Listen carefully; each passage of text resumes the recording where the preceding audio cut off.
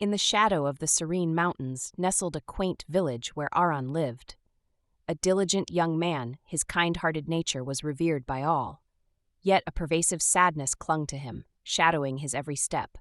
No matter how brightly the sun shone or how clear the skies were, a cloud of melancholy dimmed his world. Every glance at his cheerful friend Samir or the affluent neighbor Rohan stirred a whirlpool of envy and despair within him. How he wished to possess their happiness, their success. Day by day, Aran's zest for life dwindled. His work, once a source of pride, now felt like chains that bound him to his sorrow. The vibrant colors of the village festivities no longer sparked joy in his heart. Instead, they reminded him of the grayness of his own existence. It was as if the world moved on around him while he remained stuck, trapped in an invisible cage of his own discontent. One crisp morning, whispers of a wise monk's arrival swept through the village. Known for unlocking the secrets of the soul, the monk drew crowds wherever he roamed. With a flicker of hope, Aran decided to seek out this mysterious sage. Perhaps this wise stranger held the key to the happiness that seemed so elusive. "Master," Aran's voice trembled as he approached the monk. "I am lost in a sea of sadness, drowning in what could be, rather than swimming in what is. Please, guide me out of these murky waters." His plea hung heavy in the air, a stark contrast to the lightness of the early morning breeze. The monk's eyes, reflecting a depth as profound as the ocean, gazed into Aran's troubled soul. "Meet me by the mountain lake at dawn," he instructed, his voice as calm as the stillness of night. "There, you will find the clarity you seek." Baffled yet desperate, Aran agreed, his heart pounding with a mix of anticipation and fear. As dawn painted the sky with hues of gold and amber, Aran made his way to the lake. The monk stood silently, his silhouette a part of the landscape. "Look at the lake, Aran," he began. "What do you see?" Aran peered into the water, noting its tranquility, disrupted only by occasional ripples caused by the gentle morning wind. "Just like this lake, your mind is meant to be serene, but the winds of envy and comparison disturb your peace," the monk explained, his voice echoing around them. "You must learn to let these ripples pass. The lake does not cling to the disturbances. It always returns to its calm state." Aran listened, the monk's words stirring something deep within him. Yet doubt lingered. Sensing his hesitation, the monk pointed towards the towering mountains. "Those peaks stand firm, regardless of the weather. They do not waver, whether they face the storm's wrath or the sun's warmth." Imagine a pebble at the mountain's foot, lamenting its insignificance compared to the grandeur above. Would such thoughts alter its reality? Aran shook his head, his eyes widening in realization. "No, master," he whispered. "Exactly," the monk smiled gently.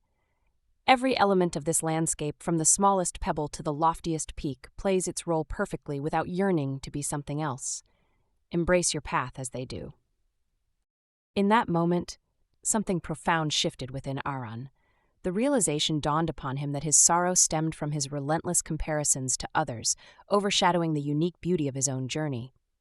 Determined, he resolved to focus on his own growth, to find fulfillment in his personal victories, however small they might seem. With renewed spirit, Aran began to see the world through a new lens. The laughter of children playing in the village square, the warmth of the sun on his face, and the satisfaction of a hard day's work. These simple joys started to weave a tapestry of happiness in the fabric of his daily life.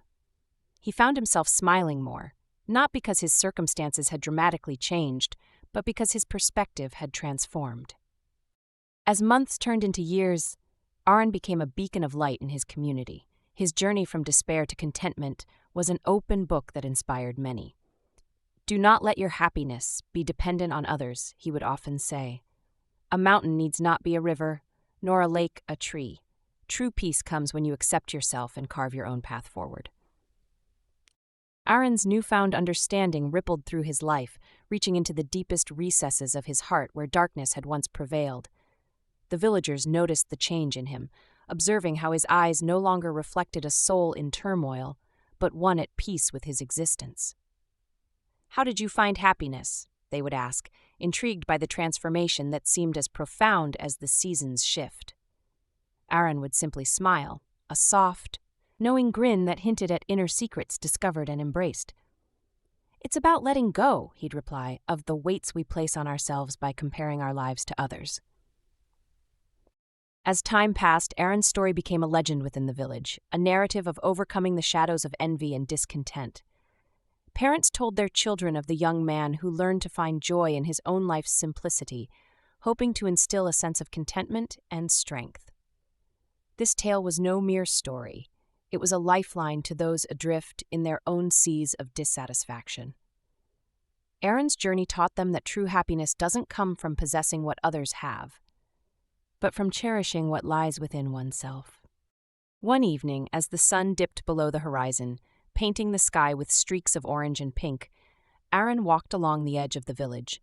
He passed the blooming gardens and the newly built homes, each sight reminding him of the changes both around and within him. It was here, amidst the tranquility of fading light, that he met Elia, a newcomer bearing burdens similar to those he once carried. Her eyes, clouded with the same storms of doubt and longing, sought the same answers. Elia approached Aran cautiously, having heard of his wisdom. "I'm lost," she confessed, her voice a whisper against the rustling leaves.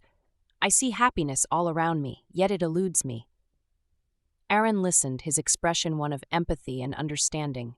He knew all too well the path she trod, for it was one he had walked himself.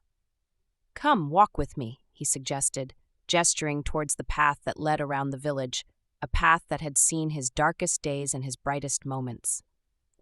As they walked, Aran shared his insights, the simple truths that had illuminated his way. "Look at the trees," he said, pointing to the robust oaks lining the path. "They do not envy the pines or wish to be the flowering cherries. They simply grow, unabashedly embracing their essence." Elia listened intently, her heart absorbing every word, pondering how she could apply this wisdom to her own life. "Each of us is like these trees," Aran continued, his voice steady and sure. "We have our own unique beauty and purpose. The misery comes when we ignore our truth, our nature, and desire to mimic another's." Elia nodded, her mind racing with thoughts of liberation from her self-imposed chains. Could it really be that simple? Could she really find peace in just being herself?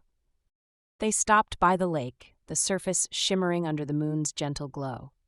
"This lake reflects the moon's beauty every night, never questioning whether it's as grand as the ocean," Aran observed, his gaze fixed on the tranquil water.